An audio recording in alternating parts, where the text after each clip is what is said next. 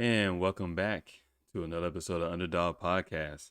Happy Friday for those of you that today is your Friday, going to the weekend. Maybe you have the day off for the week, or maybe you have the weekend off, maybe you have the day off, maybe your Friday is a Wednesday.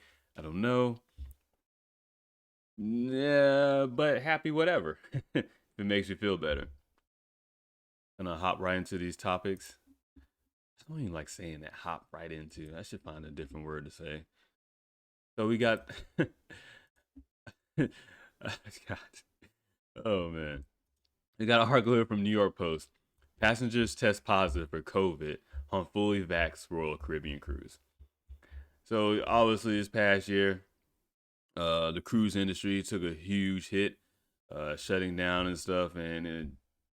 I think one of the first kind of so-called outbreaks of COVID, whatever, and stuff like that happened on one of the cruise liners. I forget which one. I know it was an issue being in Florida.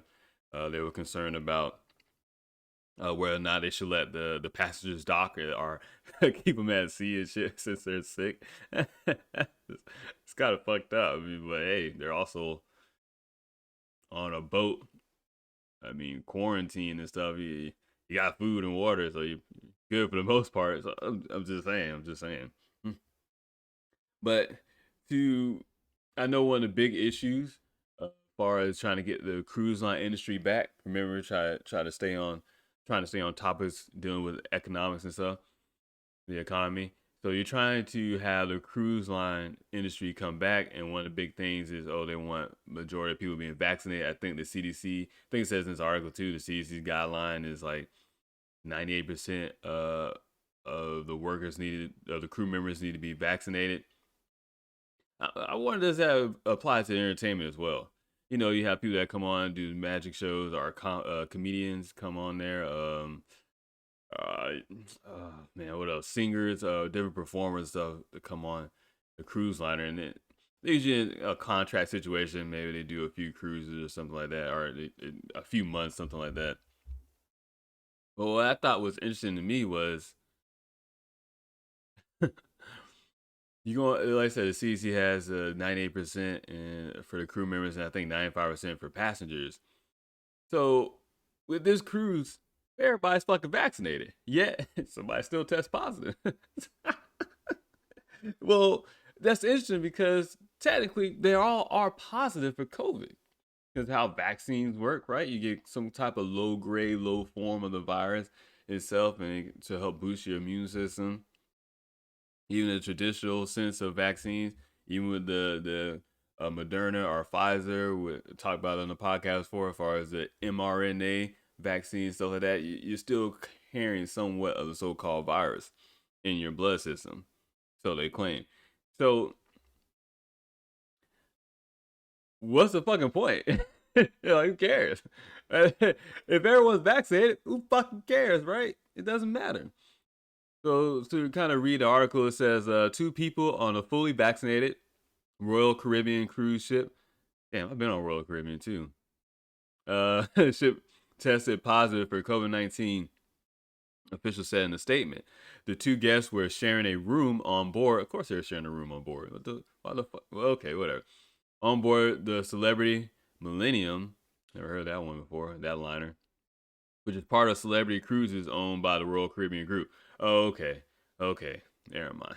So it's not actual Royal Caribbean per se brand name, but is one of their subsidiaries, is how I'm reading it. It was the first ship with paying customers to sail from North America since the start of the coronavirus pandemic. Reports said the two passengers are asymptomatic. Yep, asymptomatic. So let me finish the rest of the sentence. So they're asymptomatic but in isolation while the cruise line conducts contact tracing, the statement said. So clearly, this doesn't mean anything. No one's in danger, no one's sick, everyone's fully vaccinated, so you're good, right? And the passengers are asymptomatic. This whole past year, like, being called asymptomatic is like the most irrational shit I ever heard of. Like, if you're sick, guess what? It's because you have symptoms, right? Talk about it before, it's annoying to go to doctors sometimes, and the first thing they say is, oh, you look good, you don't look sick. The fuck does looks have anything to do with what's going on internally in my body? And that same type of kind of narrative you would think would apply, because if you don't have any symptoms, what happens when you go to your doctor? Guess what? You know what they do? They fucking turn you away. They're like, oh well, you look fine, and we don't really see no symptoms right now. It's like, yeah, but I got this going on. This happened and stuff like that. It's like, okay, well, sometimes they always trying to downplay everything, thinking everybody that comes is a hypochondriac. Yet, if you so-called test positive with something and you're asymptomatic, is that not a two thumbs up? Like, should you not be happy about that shit? That's good news, right? It's good news. Clearly, the fucking so-called vaccine is working.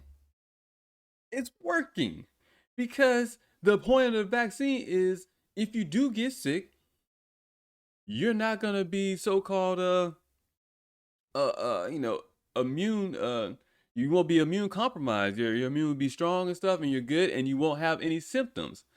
So then, being asymptomatic, how is that not a good thing?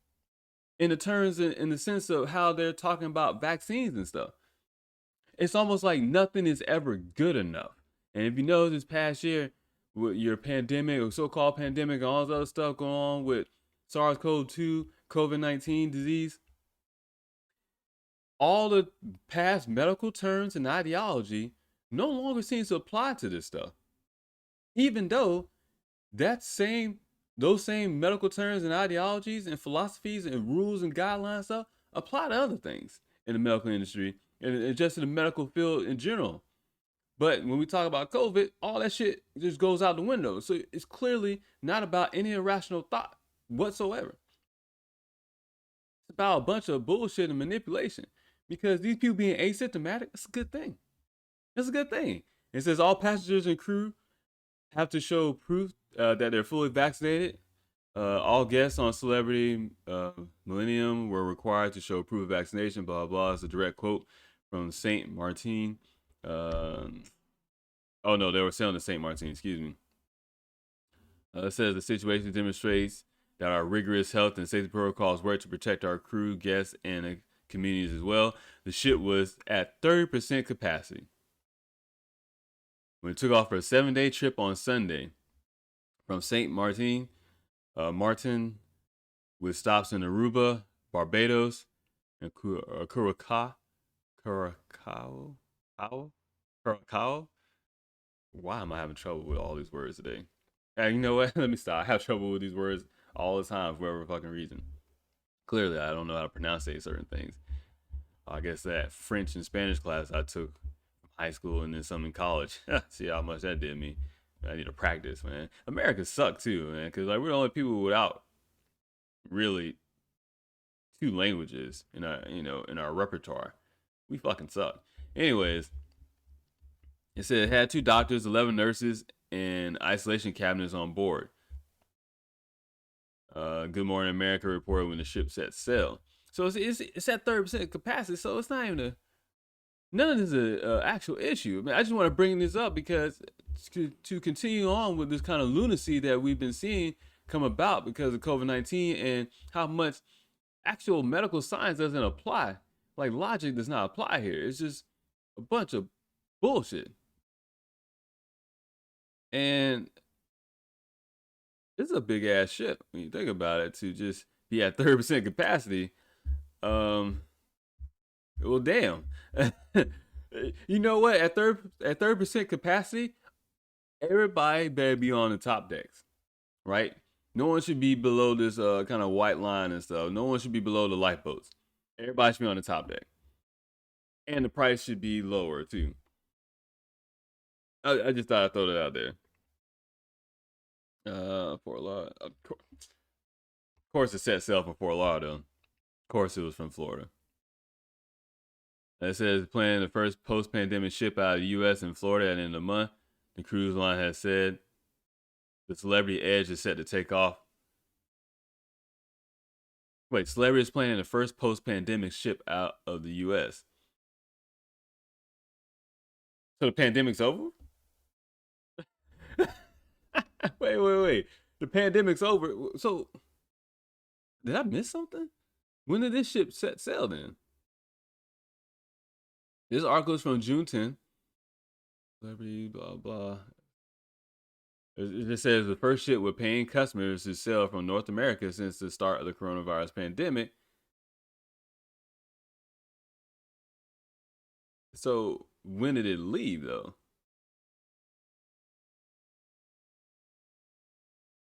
It doesn't really. When did it leave? You know what? Whatever. It just goes to show you that as the so-called economy is trying to get back together and everything, and you have these cruise line industries and stuff like that. What's the point of all these vaccines and what was it? Which country just did? I think it was Germany that announced it today. As far as man, you got to keep in order to do this stuff and pay attention. You got to read a lot of fucking news articles constantly throughout the day. But I think it was Germany that launched their vaccine passports, and Governor DeSantis of Florida already banned the vaccine passports. So that'll be interesting how they're gonna do it out of Florida or whatnot. As far as they just go ahead and I guess encourage people to be vaccinated, but if you're not, you're not. Doesn't matter anyways because of this other cruise liner being you have vaccinated people. But see, it doesn't say anything about what else happened. What like did anybody get sick? No, everybody's vaccinated, so no harm, no foul. Like what's the fucking point of all this? There's no point in having these. I mean, you got the vaccines and you do all this stuff. Everybody should be good, right? Why can't everybody just go so-called quote unquote back to normal? Why do people still need masks on and stuff? Why are you still doing a lot of this hoopla and shit? Why can't we just go on our fucking lives? People got COVID-19 vaccines, yet they never had a fucking flu shot in their life. that's that's where we're at with this now. In fact, people probably got a COVID-19 vaccine and didn't even get a flu shot because their doctors or whoever, or because of jobs and stuff, social peer pressure, political peer pressure, economic pressure, whatever the case you want to call it, is being applied, and they got a COVID-19 vaccine, yet no flu shot vaccine. But it doesn't matter because flu doesn't exist anymore, anyways. So there you go. Got an article here from Exos. Excuse me. It's from June 10th. It says half of the pandemic's unemployment money may have been stolen. Of course, man. Of course, man. You were just flooding a bunch of money, increasing money supply, throwing a bunch of money out there into the system, into the so-called country or whatever in the world and stuff like that. Just putting it out there. If people don't claim it, guess what? That opens the door up for fraud. Just being in Florida, I know I constantly see a bunch of local news articles where somebody committed fraud, even in my city, in my county, and stuff like that. And around the Central Florida, Tampa Bay area, some of the Orlando metropolitan area, people are just doing fraud, right? And some of that stuff was with I think it was the PPE loans, stuff like that. It says criminals may have stolen as much as half the unemployment benefits the U.S. has been pumping out over the past year, some experts say. I like how they throw that out there. My thing is, once again, economy, money, what happens? What happens when all this money is just been taken up by criminals? What they do with that money, man? What they do? What they do? Transfer over? Put it somewhere? Swapped it out for Bitcoin or something? Like, what did they actually do with it? It says why it matters. Unemployment fraud during the pandemic could easily reach $400 billion, according to some estimates, and the bulk of the money likely ended in the hands of foreign crime syndicates. Huh. Making this not just theft, but a matter of, what's that favorite word we like? The favorite phrase that the government likes to throw out whenever they have an impending crisis and they want to change something around and have new laws and regulations. national security. So this is a matter of national security. Interesting. I like where they're going with this. I like where they're going with this because how the fuck did the money end up in foreign crime syndicates, right? All right, would it not be? And see, I didn't read it. Obviously, I didn't read it. So I don't read a lot of these articles until I get on air and stuff, just to have a live reaction. But I did not think it was going with this twist. Oh, so it does kind of sell the narrative for Bitcoin. Because remember the narrative, criminals use Bitcoin, even though if I was a criminal, I would not use Bitcoin. I mean, I thought Monero was private money. I don't think I would use Bitcoin. Clearly, it's trackable, it's traceable. Clearly, the FBI knows how to track it and has the tools. Talked about in the past episodes of the podcast recently, especially this week. So, if I'm a criminal, I probably just keep using dollars or whatever. So it makes me want to know how they steal it then. They hack into systems and stuff. It says catch up quick. When the pandemic hit, states were okay. We know that part. They all knew fraud was inevitable, but decided getting the money out to the people who desperately needed it was more important than laboriously making sure all of them were genuine. Once again, this is setting up the narrative for a digital dollar, for blockchain, for some type of cryptocurrency, some type of distributed ledger technology, for some way to track all this money digitally and account for it and know exactly where it's going. So it's setting up this narrative because how does so $400 billion, $400 billion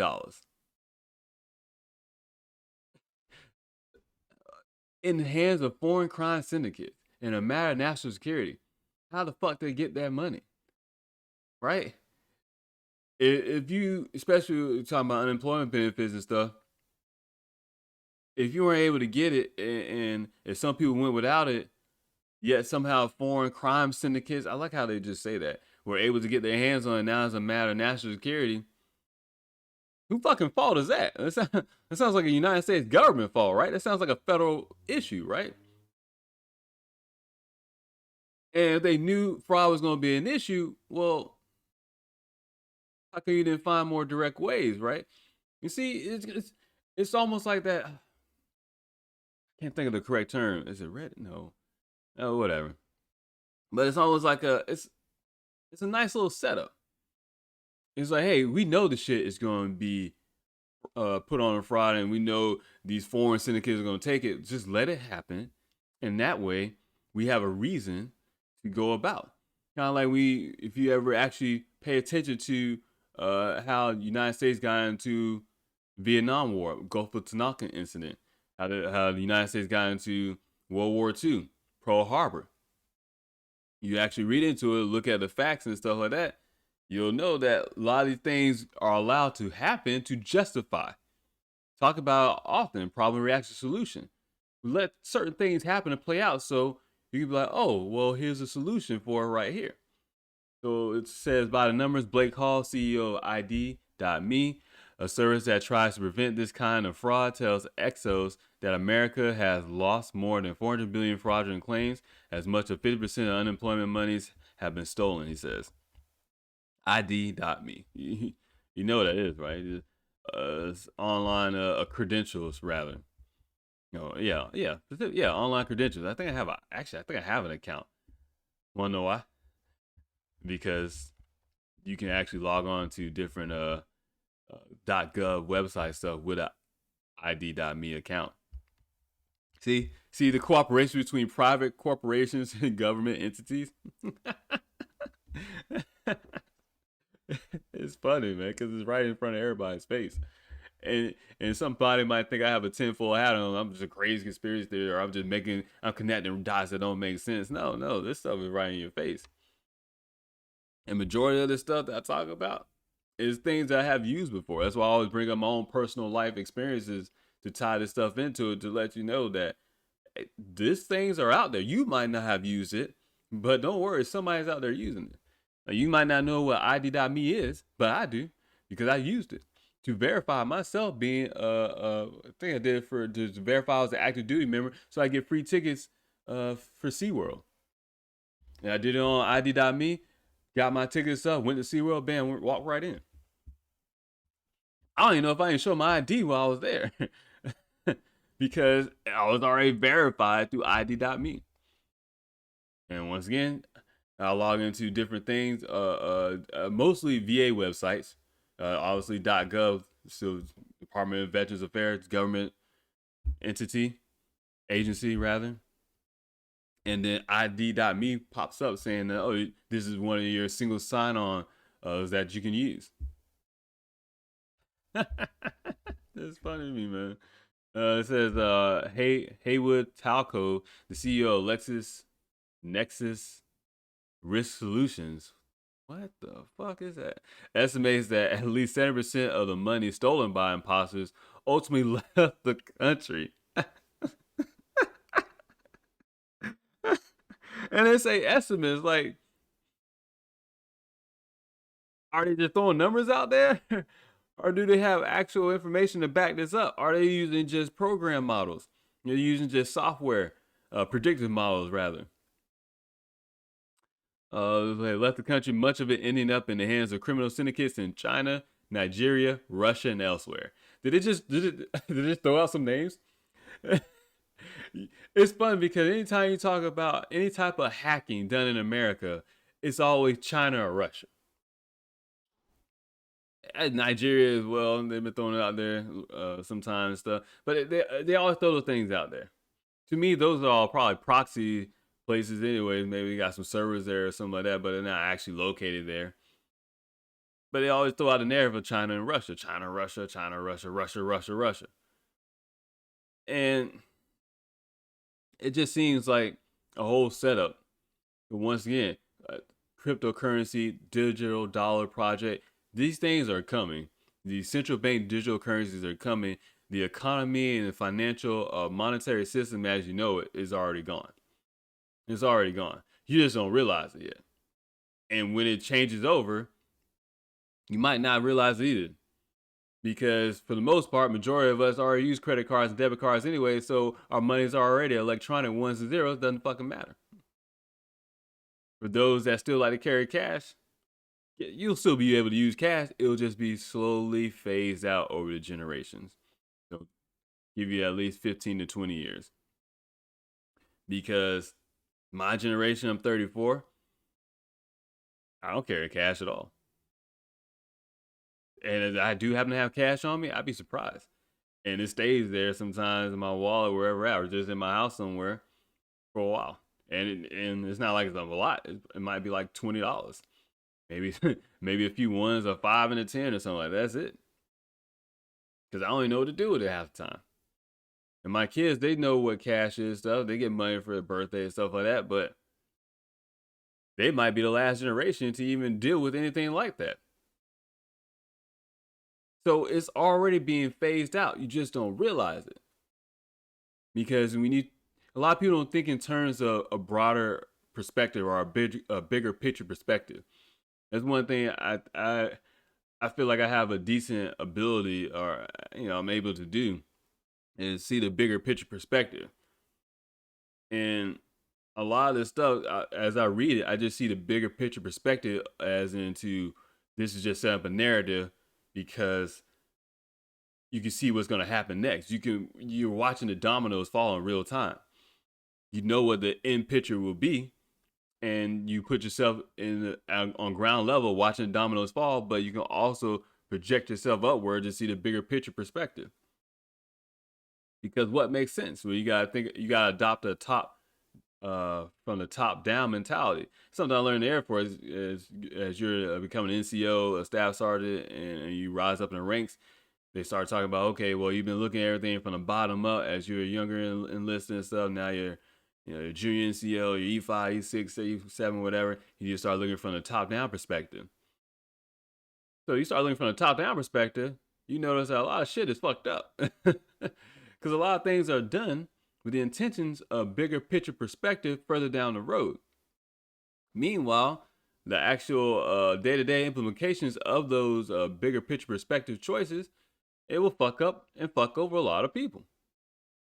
So people are not getting their money from unemployment, yet somehow people are getting money from unemployment. And that's why they don't want to go back to work, and that's why the job claims are still high, or the jobless claims are still high. Huh. And where the fuck the money go? Right? You talking about estimated $400 billion, 7% is imposter stolen and left the country. Okay. You talking about China, Nigeria, Russia? All right, well, can y'all get that fucking money back and give it to the so-called people that need it because of the pandemic and stuff like that? It's a lot of money just floating around out there. Has anybody noticed that? So there's a lot of fucking money. And yet somehow the dollar still has I think the index is still around like 90. And it's like, how? Shouldn't this devalue the dollar? Right? How can you have faith in the U.S. financial system if they can't even put out money to, far as a social government benefit due to a so-called crisis, and then 7% of that shit is gone?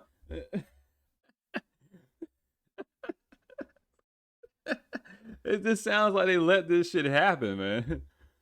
Because if I was trying to get everyone to move away from cash and move into the idea of digital currencies, which I know is trackable and I know is accountable for you, there's gonna be some point in time where you're not gonna have to pay your taxes. They'll already calculate your taxes for you. Actually, it should be that way anyways, but there's a whole tax industry and stuff where they make their money. I'm sure they'll find some way to adapt because they want to make sure that industry stays happy because that's another way to make money. But something's gonna happen in between them because all this stuff is accountable and trackable and traceable when you go into digital money. And they just give you a reason to have digital money. Because the first thing is like, oh, that's why I get my unemployment check because of this and that. Oh, well, I've been trying to track it. I know it took me months on end before I finally got my stimulus payment. And I was like, oh, wow, thank you, I guess, because it's just after the fucking fact, right? And I still didn't even get one of them. I still didn't get the one for like, I think back in January. I didn't get that one. I didn't get that one. I got the $1,400 one. That was it. I didn't get the $600 one. Just fuck it, huh?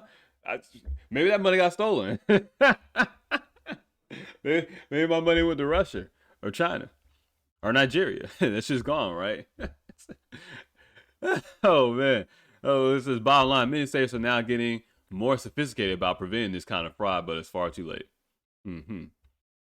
Uh-huh. Uh, it says, okay, hold on. It says the big picture. Before the pandemic, unemployment claims were relatively rare.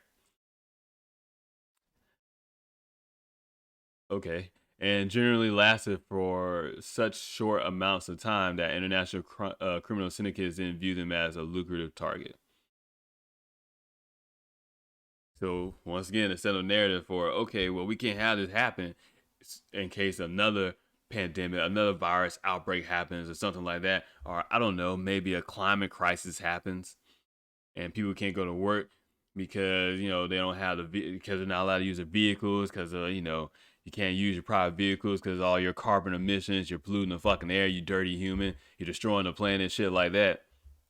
And you gotta be out of work for a while until or you can work from home, but your job doesn't allow you to work from home because your job is not capable of working from home, whatever the case may be. So now you got to work for a while until you find a new job where you can work from home and blah blah blah and all the other bullshit. And they need to send out unemployment and stuff. Oh well, we aren't gonna do it like we did last time. You know what? We have the central bank digital currency. It's trackable in the sense at least the government knows exactly where it's going, so we know it's going directly to your account. It's faster, so you get it within minutes. At the worst case scenario, day, depending on which bank you have. In fact, if you don't have a bank, well, you can get a PayPal account and go ahead and have your money transferred through that way because we have a contract with PayPal. And so you see where all this is going at, man? If I could sit here and spin that narrative that easily, you don't think people who literally are paid to come up with this type of narrative, to come up with these type of ideas, you don't think this shit has already been thought of? It's already been thought of, man. This is where we're going. This whole financial transition to a completely digital monetary system and economy is here. It's here. The infrastructure has been built. Now there might be some upgrades and stuff like that and further testing maybe behind it. Actually, I think they're testing a lot of stuff right now behind the scenes. I 100% believe they've been testing the digital dollar for at least the past 5, 6 years. Hell, to be honest with you, Bitcoin, is that not a test? That's a payments method test, right? It's designed for payments, international payments, digital payments around the world, stuff like that. That's a test in itself. The value of it is being manipulated. It goes up, it goes down, whatever. People are making money off of it. And then the retail investors, the regular everyday people, and they won't say that when they say retail, but that's we talked about before. That's what they mean, regular people. They don't like retail making money. Wall Street, J.P. Morgan, Chase, all these institutional financial institutions, these central banks, stuff like that. Wall Street, these hedge funds, they don't want regular people, retail making money. But at the same time, they don't care if you do because talk about it before. They just assume that you don't know how to handle money because we all can handle, maybe a few $1,000s, maybe something like that. But when you're talking about having the mental capacity and the emotional stability to handle millions of dollars at once, to be honest with you, that shit makes me nervous because I never had millions of dollars before.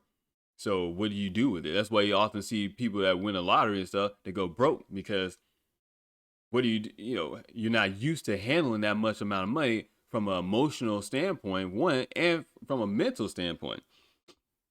Because emotionally, you're like, oh shit, I'm balling out. I'm rich as shit, right? I'm rich, bitch. Like Dave Chappelle said, like you're excited. Now you're gonna go off and be like, oh fuck this. I'm just gonna spend this money all over the place. I'm gonna buy this, I'm gonna buy that because I'm rich. I got it. It doesn't matter. I buy a house, that's paid off. Okay, but no one talks about after you buy a house, the constant fees or the constant I don't want to say fees, the constant issues that'll come up that will have a monetary will have to be solved through monetary means, through means of money, where AC messed up. All right, now you got to pay to get AC fixed. Hurricane, especially in Florida, tree falls in your fucking house, something like that. Okay, you got your insurance, but you might have to pay some, obviously, deductibles out of pocket. So that tons of different expenses come up in owning a house. Same as tons of different expenses come up when you own a vehicle. So all the expenses are going to come up throughout the cost or throughout the lifespan of that I would say that asset, but that house or that car. So same thing happens in companies when you're an accountant for a company. You calculate the cost of value or the cost of life. How much will that actual asset cost you over a period of time of having it? Because it breaks down or something happens with it. You say you get a hole in the wall now. Wherever it happens, you gotta end up paying for that stuff over time. But people don't think about this. So when money is involved, and they're talking about retail investors, that's why all these regulations and all these laws coming up. And you're hearing this narrative being set up a lot with Bitcoin and other cryptocurrencies and just money in general and stuff, or as fiat currencies and whatnot, because they know, or as far as investors, I should say, think about GameStop stock. I hate saying that shit. That's hard to say. And you talk about AMC stock and stuff like that, all these meme stocks, these meme coins, Dogecoin, Shiba. These things like that, retail find it's funny, it's cool, whatever. You can make money off it, blah, blah. And there might be some actual use case value behind all this stuff. And GameStop, people that still want to buy physical games in a traditional sense, they still want to have that GameStop. They still want to go into the store. So there is still value there, but you see what happens when retail makes money off of it. Wall Street is like, whoa. Y'all ain't supposed to do that. Right? Y'all ain't supposed to do that. And then here comes Congress saying, oh, yeah, you guys shouldn't be doing that and stuff because that messes up the financial system as a whole. You guys don't really understand what you're doing because somehow you, the regular person, is not intelligent enough to understand money. Unless you go to Harvard Law School or Harvard Business School or Yale Business or something like that, one of these Ivy League schools, unless you took the time to be at MIT and really understand economics and computer science, they act like you can't learn this shit yourself. They act like you're not capable of understanding this stuff. So they treat us retail investors as if we're just children. They treat us as if we're fucking kids. Like, oh, you don't know what you're doing with your money. Oh yeah, you made some money off of Bitcoin and stuff, but you don't know what you're doing it. You don't understand the concept of money. That's how they treat us because they've been inside of this bubble themselves for so long. Whether they got into it or maybe through generations, they feel like, oh, we understand how money really works. You guys don't.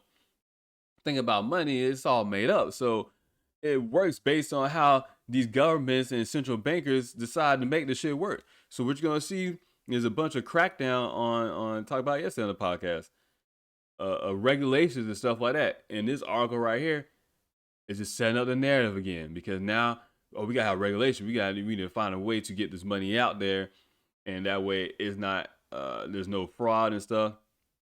And I just realized, I seen the word another. What I've been talking about, hackers, right? Um, what was the word I seen earlier? And I had said it too. National security. These are trigger words. These are predictive programming words. These are words put in each one of these articles to design to get you to focus on it and think about it. So once the Congress and lawmakers come out and they're talking about national security, right? You're already like, oh yeah, that is true because of this issue that's been going on and stuff. See, they prep you for it because you can't change anything without people accepting it because the whole kind of thing of fucking free will, it kind of throws people off. So you can't actually make anyone do anything. All you can do is try to manipulate them or influence them into a decision that you want them to make because of free will. A lot of predictive programming. I say national security. So now, as we've been talking about money and crypto and stuff, the common word that keeps popping up is national security, national security, national security.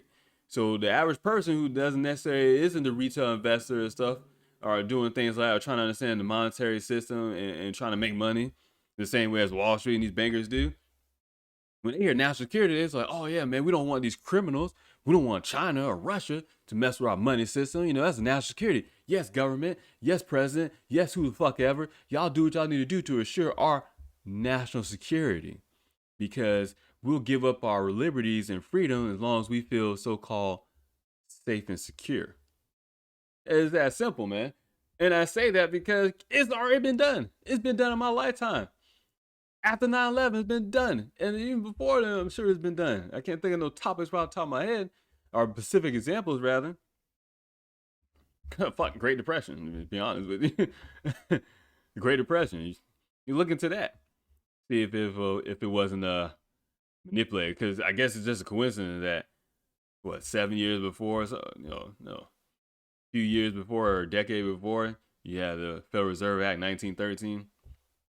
Then you had the Great Depression. Yeah, people came out of the Great Depression, fucking shitload of goddamn money, right? A lot of people lost their money too and wanted to just jump off a fucking tower as well. But that happens. But capitalism bad, so it doesn't matter.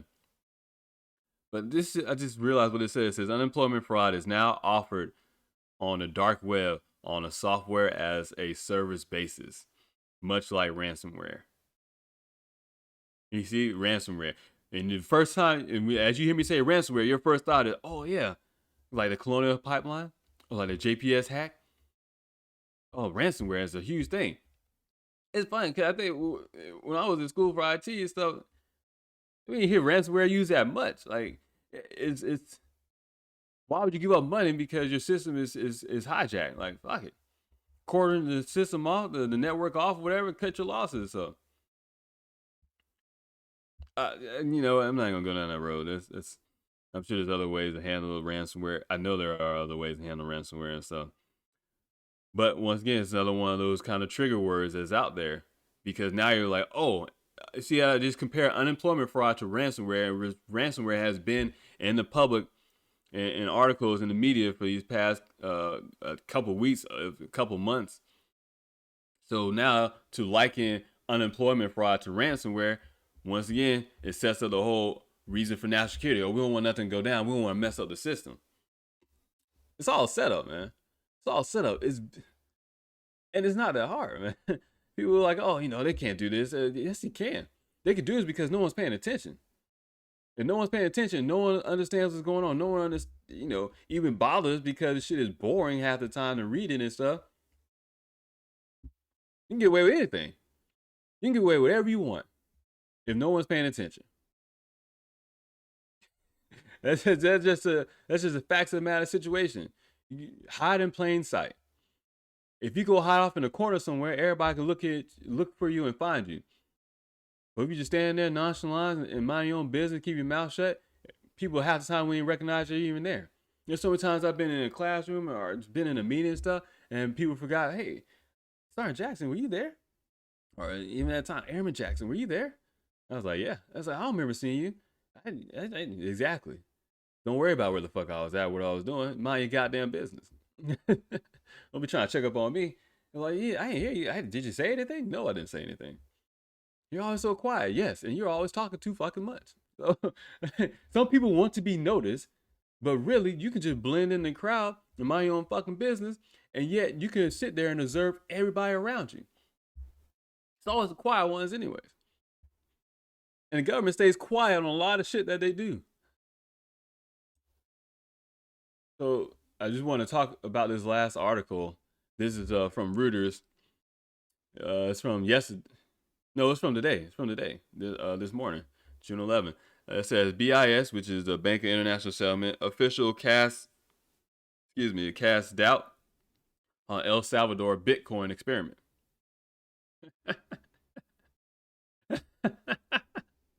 I'm not hating on Bitcoin, but clearly the establishment does not want Bitcoin to happen. They did what they were gonna do with it.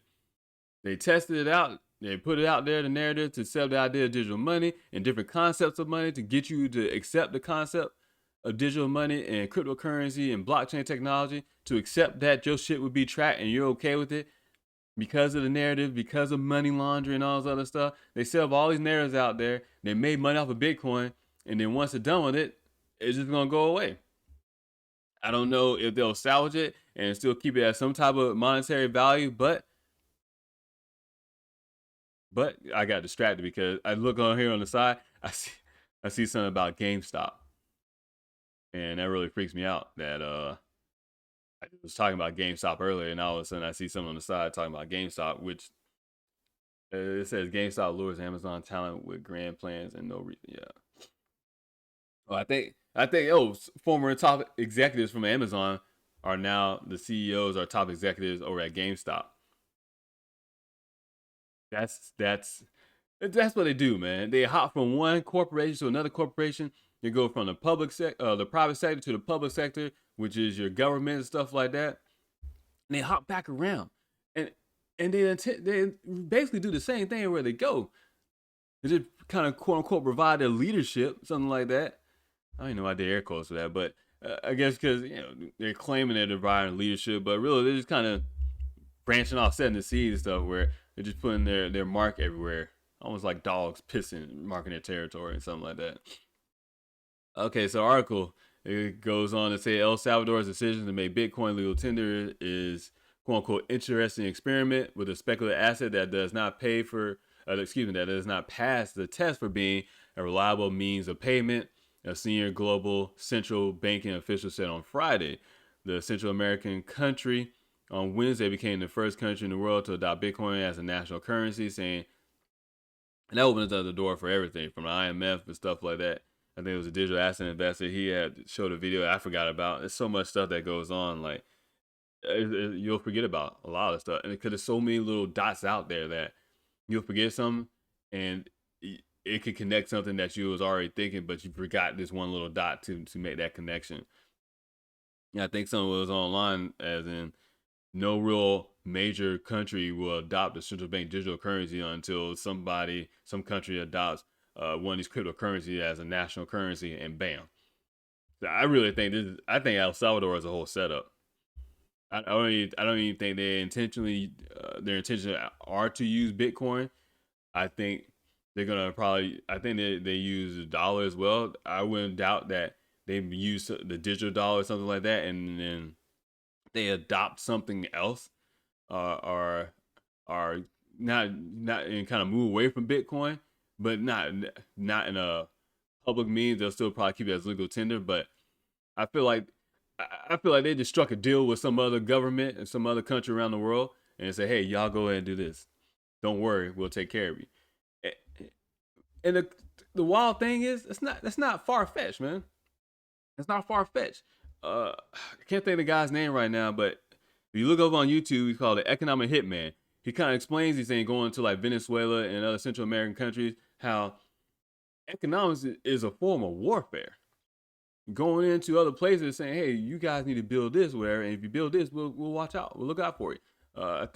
Harry Kissinger, when he's talking about the petrodollar and stuff, going to the Middle East, getting the oil, and basically telling Saudi Arabia, don't worry, we'll protect you from your enemies stuff as long as you give us some of this oil. It's all business, man. It's always been business. It's always trade and economics and resources, because that's the realm that in which they operate, right? You want your country to be good. You want your country to be great and stuff, and have good equity and economic value, stuff like that. Well, guess what? This is business, and business is fucking shady. It's just shady, man.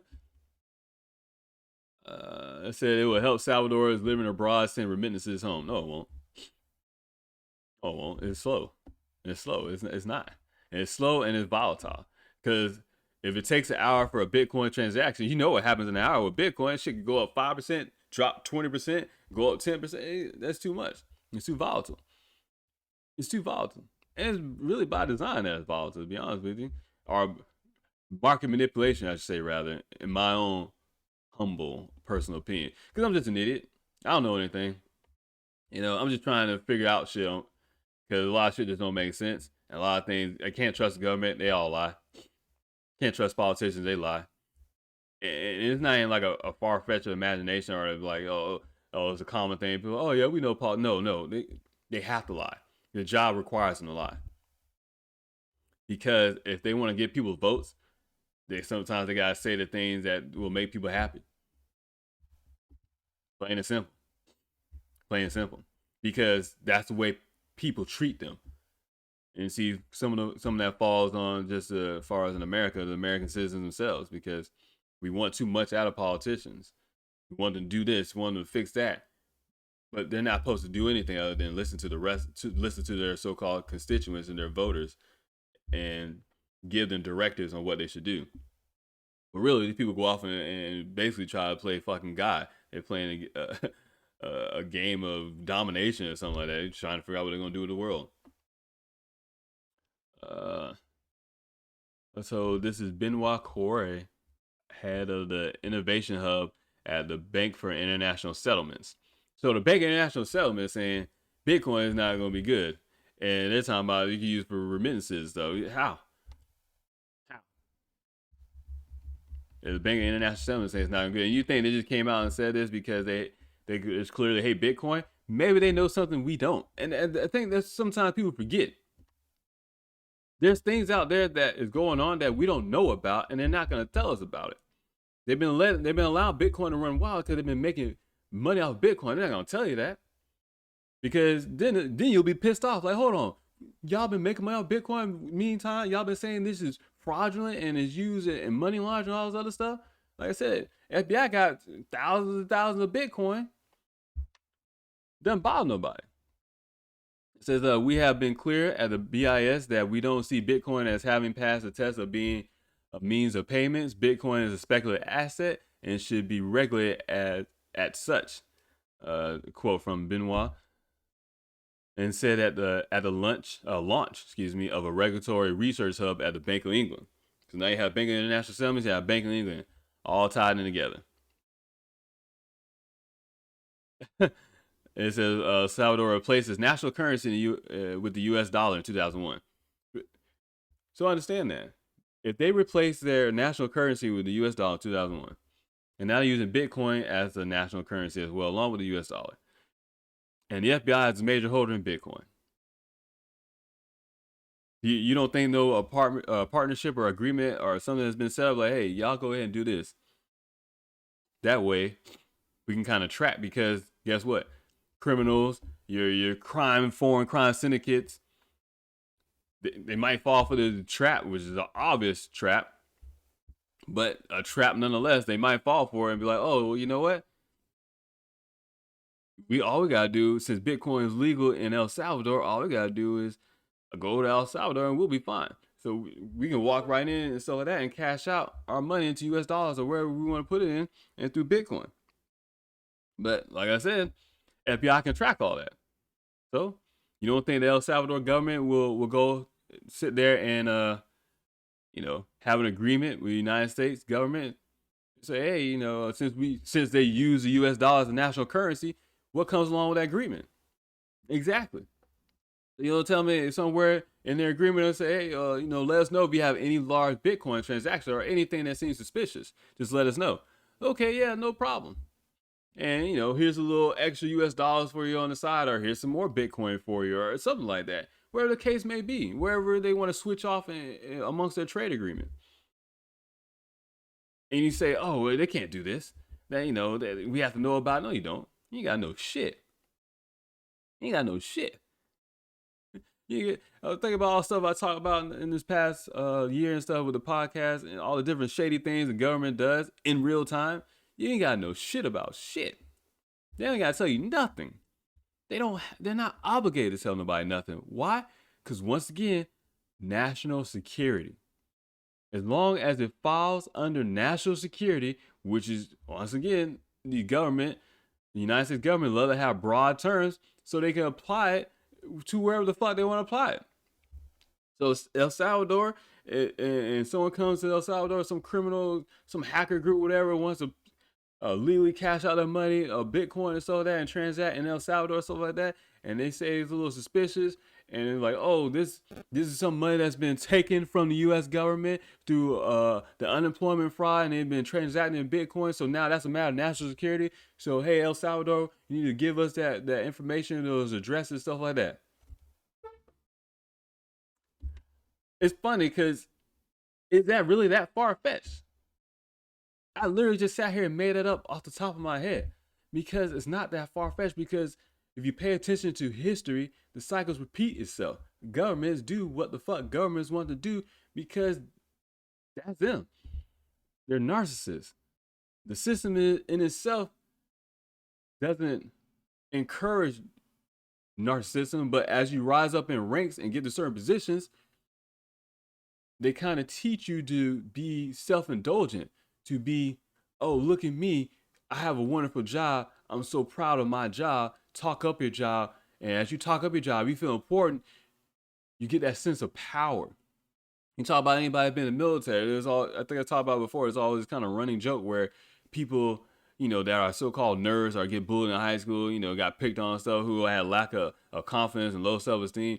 They join the military to get their self-esteem and stuff, and all of a sudden they don't revamp themselves. And I've seen this happen plenty of times. All of a sudden they're a different person. They're like, oh, look at me, I'm big and bad and stuff like that because, they got a higher rank than some people. People get the big head, man. They get into certain so-called positions of power. They start to feel themselves, they feel like they nuts grew. All of a sudden, oh, look at me, I'm a big dog on campus. I'm the man and stuff, It happens. You see it with Fauci. Fauci, right? Tiny guy, right? I'm not that tall, like 5'8". He's shorter than me. Right? You don't think this past year he got off on that shit? Like, oh, look at me. Look at me. I am science. If you disrespect me, you're disrespecting science. Get the fuck out of here. You talking about a God complex. This dude is wild, man. But this is how people in government act. Let's see what else this article said. I had seen something that I just skipped over. Okay, it says the comments echo remarks from the International Monetary Fund. So IMF and BIS, huge monetary organizations, branches of the UN, United States, a G7, probably G20 countries as well, are all part of this, and kind of have a not say so, but recognize it rather. These international organizations, which is to me honestly shady as well too, because who do they actually benefit? They don't solve nothing. They don't help nobody. All these organizations supposed to help the world and stuff. Yeah, they don't help the world out. So, but you have those saying that Bitcoin isn't is an issue as far as El Salvador. And they said it had economic and legal concerns regarding El Salvador's move. It's funny how you gonna have legal concerns if that's their country and they can do whatever the fuck they want to do, right? Yeah, yeah. As I said, once you be in these partnerships, these organizations, these international organizations, there comes some stipulations along with this. As you be in that agreement. It says rapid advances in private sector electronic payments and the reduced use of cash accelerated by COVID-19 have forced central banks to consider developing digital versions of their own legal tender known as central bank digital currencies. Classic example of a narrative being set up and played out. Because of COVID-19, it has been accelerated. It's by design. They already been making this shit for the longest. Like I talked about before, nobody knew what the internet was until like late 90s and stuff. But actually like 95, 96, somewhere around there, Internet Explorer, America Online. But what was it Department of Defense, United States government created ARPANET back in like the late 60s, early 70s. Internet's been around. Majority of the internet is shit that you only know about. And that's basic knowledge when you're talking about just understanding computer science, information technology. So things be developed decades in advance. That technology is there, but you just kind of you have to wait for the rest of the world's population to kind of catch up. Because there's no point in having this technology if you don't have enough people around the world to be involved in it. They're going to make a lot of money because everyone has a phone. Now everybody has a phone, can have a bank account, where it's PayPal, Robinhood, Uphold, wherever, and then not even have a bank. So you have all these fintech companies. This is something I think I know Brad Garland has talked about. Other people talk about. I think IMF talked about this. There's so many people that are unbanked, but at the same time can become banked if they get themselves some type of payment provider, payment solutions, PayPal, something like that, because they already got cell phones. You don't think Elon Musk is part of that? Want to have his goddamn satellites? If I can get internet to everybody, oh yeah, I want to get internet to everybody around the world and at a cheaper cost. Let's get everybody online. Get everybody online into this new digital world. Hey, this is what we wanted, right? We all wanted the sci-fi future movie stuff and the Jetsons and flying cars. Oh, it's coming, but at a cost. It's coming at a cost because we know what comes with it. A lack of privacy. The ability to track everything. The ability to know all your personal data and information. You are the commodity. All this stuff is coming.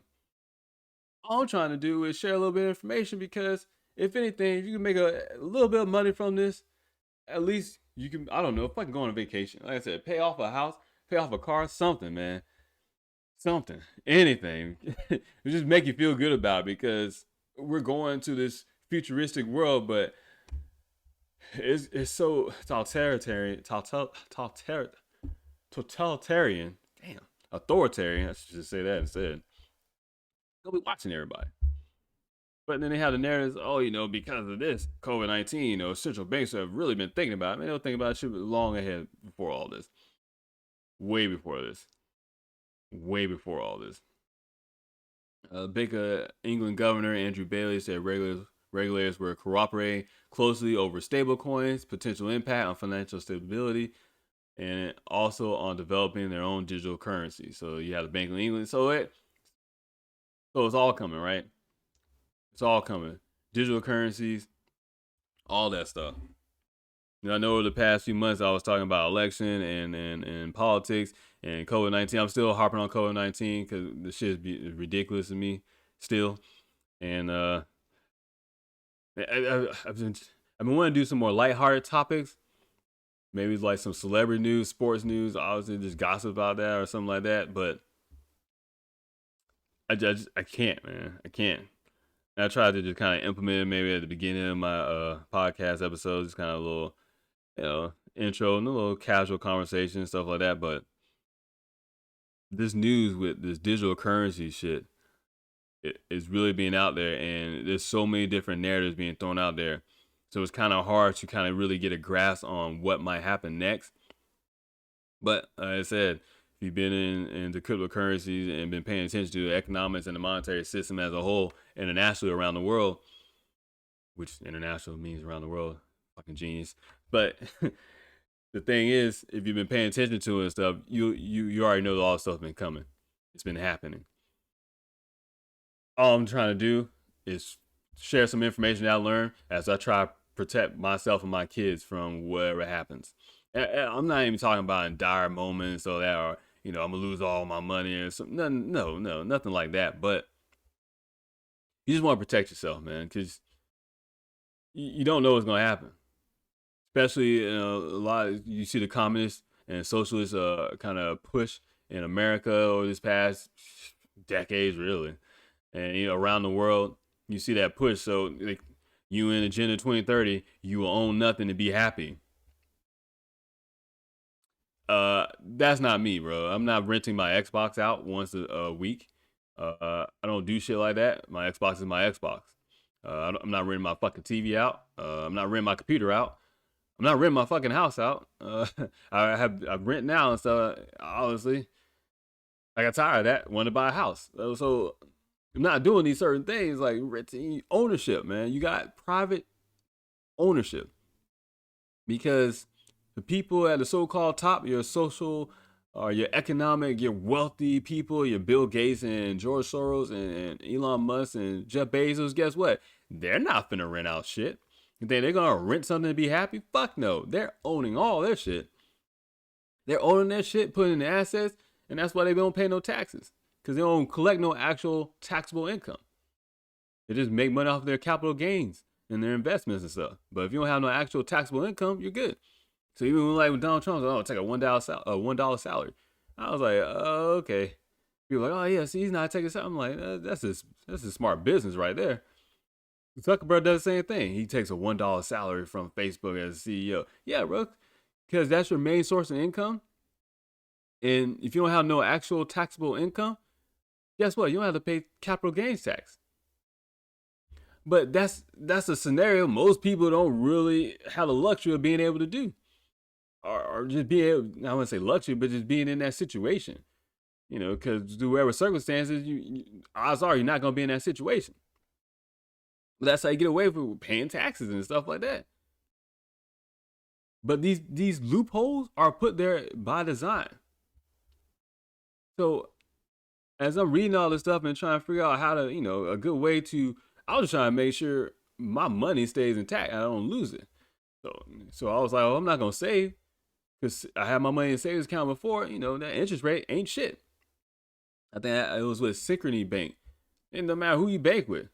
Me and my own personal bank, was it USA? Yeah, they ain't doing nothing. They ain't doing nothing as far as interest rate stuff. But we can get interest rates at. You can increase the value of your money when you put in assets, housing, real estate, stocks, right? Cryptocurrency, commodities, precious metals, gold, silver, platinum, palladium, carbon credits, carbon token. Put your money somewhere where it will increase in value. Because we have seen that if you have, I talked about yesterday, if you have X amount of money, you'll be okay.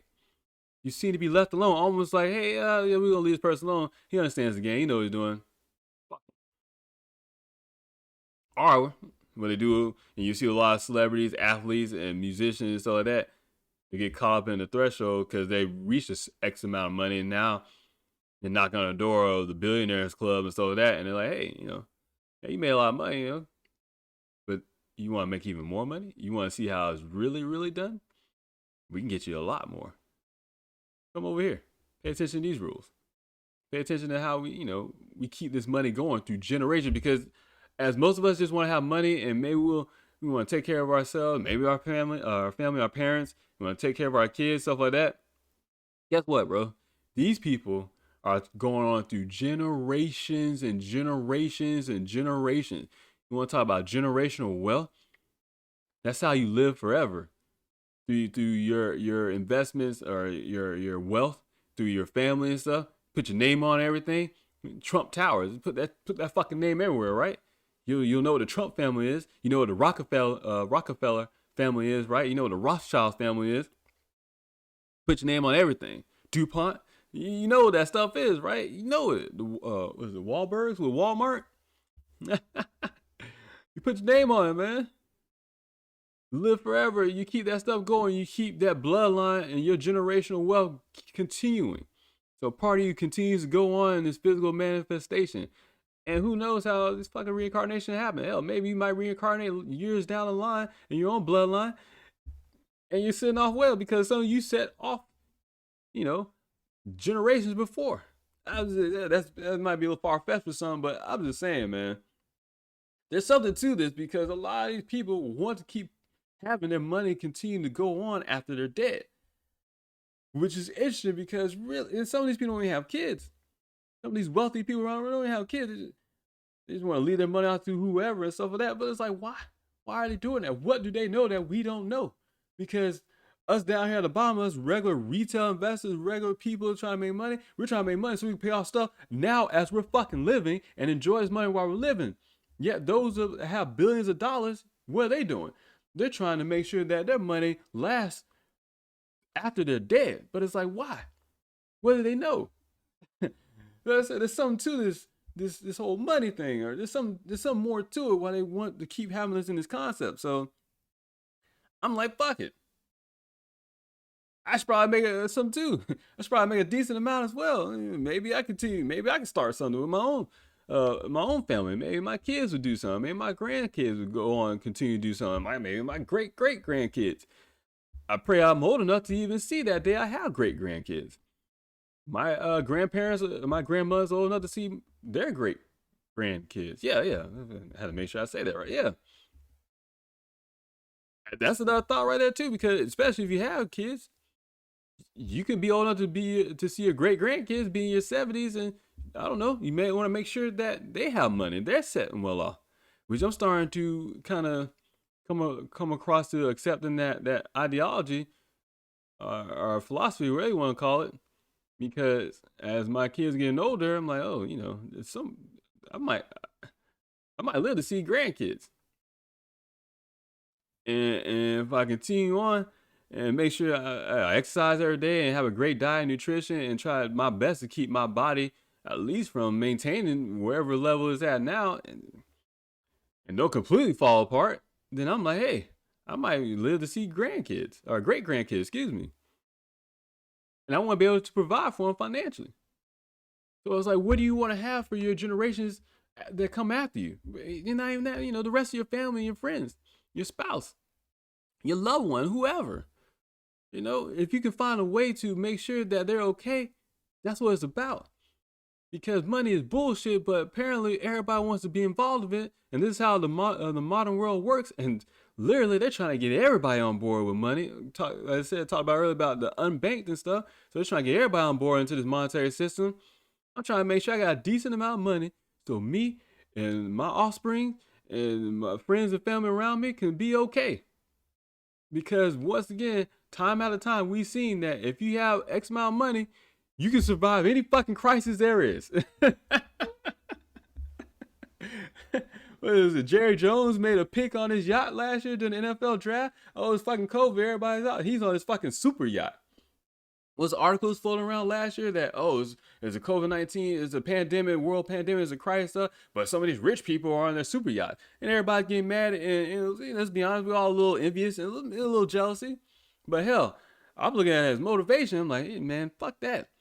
If I pay attention, if I play my cards right, I might not have a fucking super yacht, but goddamn it, if I have a little small boat and I can go be out in the water for a couple weeks and stuff and survive, I don't know, a zombie apocalypse or anything, I'm fucking good, man.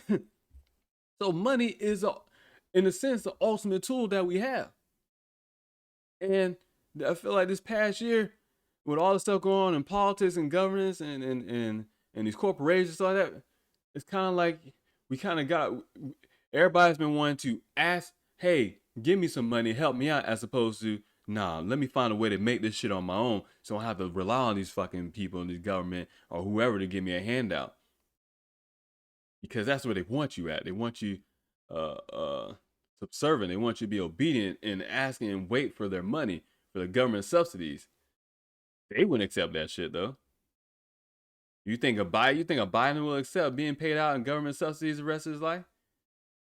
Hell, how the fuck he even got money if he just been a senator majority of his adult life and stuff? How the kids have money? Why does the Biden family have money? Right? Kamala Harris. You think she worried about her kids, her family not having money and stuff? You think they worried about that stuff? No, because once they put themselves in a situation where they not have to worry about money, that's when they all of a sudden want to be humanitarian. Oh, look at that. But no, guess what? They're still trying to make more money of it because they know the more they have, the more secure they will feel. And they're also greedy.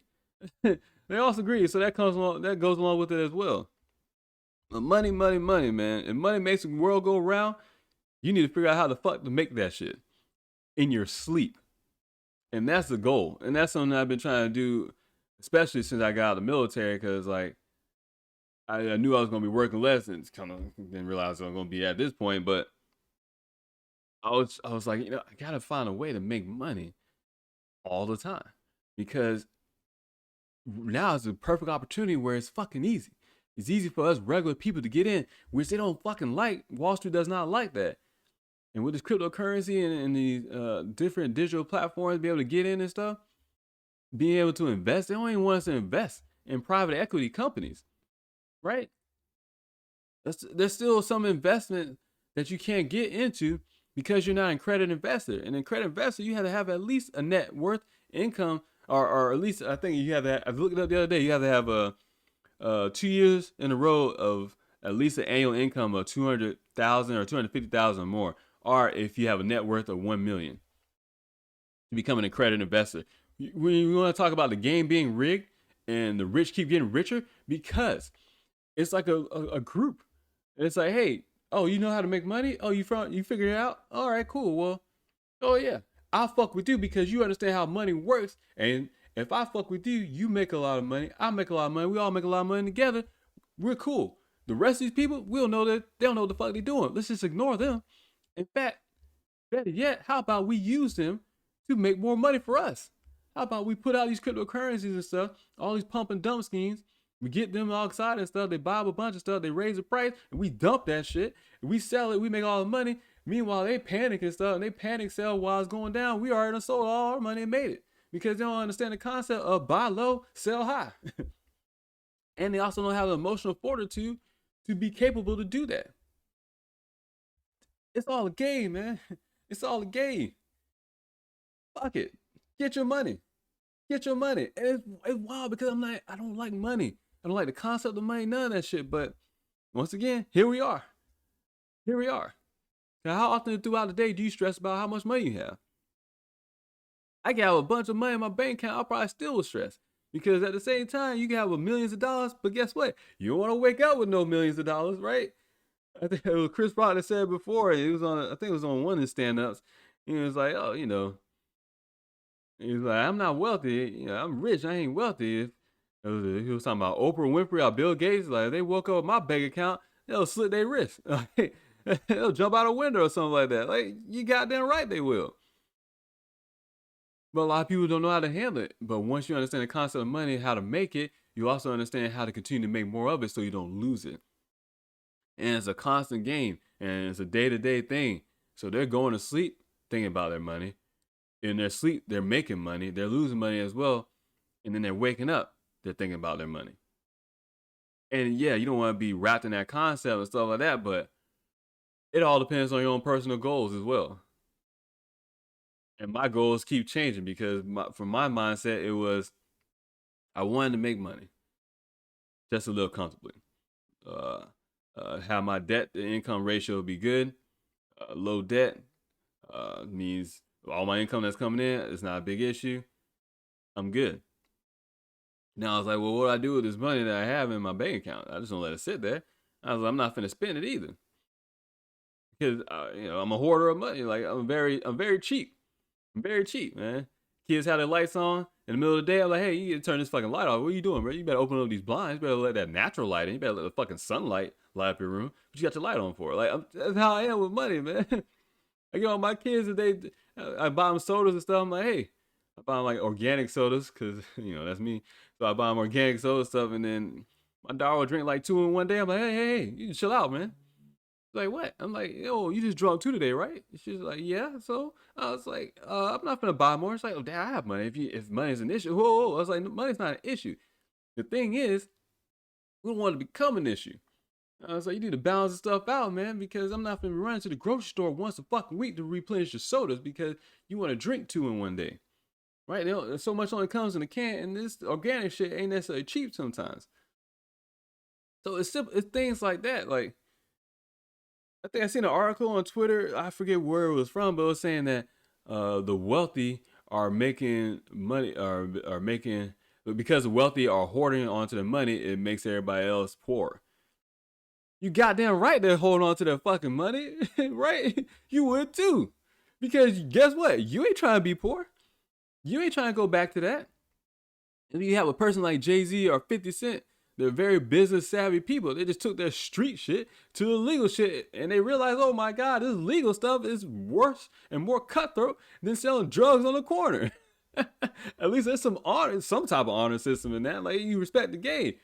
But you're talking about corporatization and the people that are involved in that, it's cutthroat. They'll smile in your face and rip your heart out right when they walk out of the office.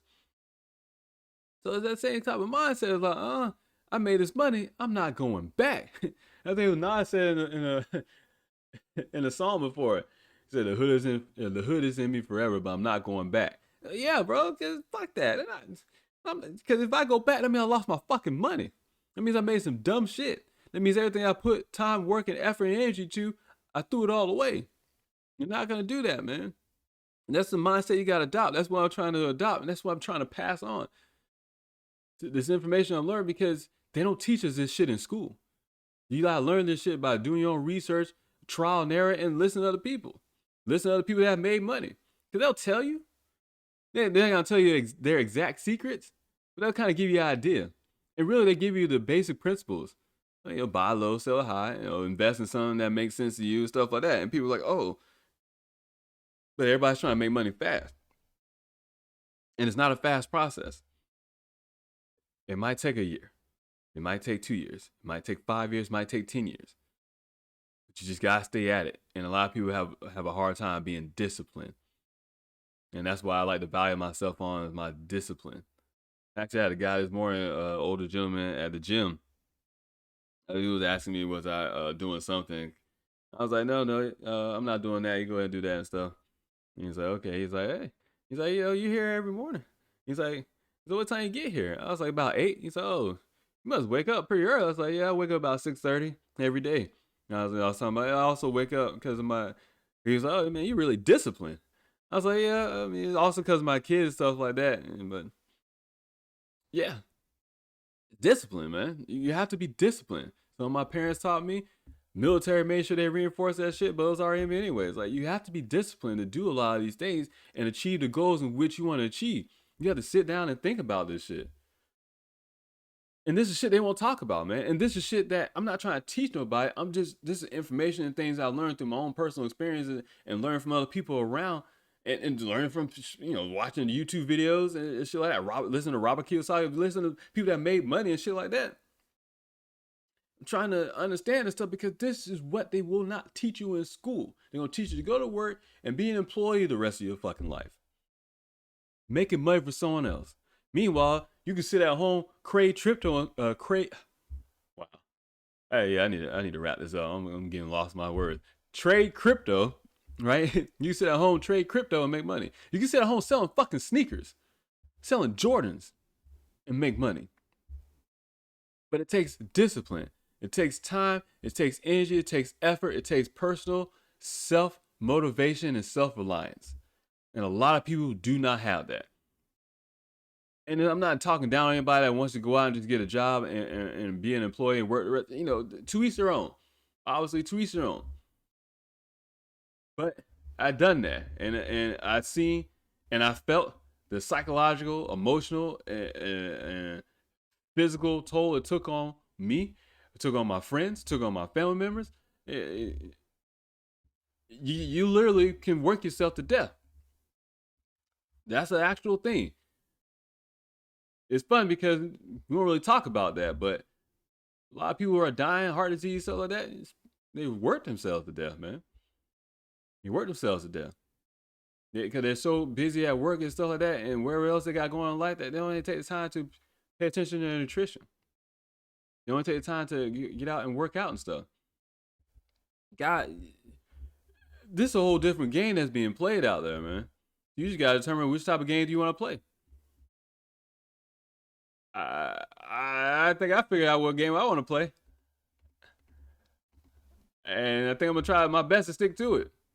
And I don't know where I will stop at, but my goal is to make sure I'm good, make sure my kids are good, make sure if I can, my friends and family members are good, make sure my grandkids are good, make sure my great grandkids are good.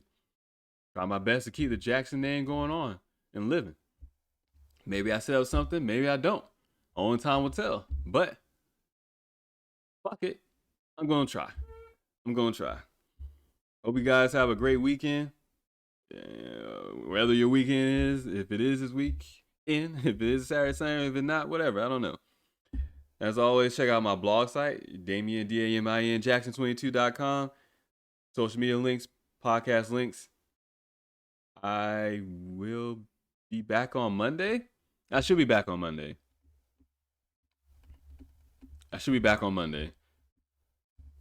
I know the kids got some activities, so I gotta run around and try to or be a part of or whatever. But I should be back on Monday. Yeah. And if not, whatever. So until next time.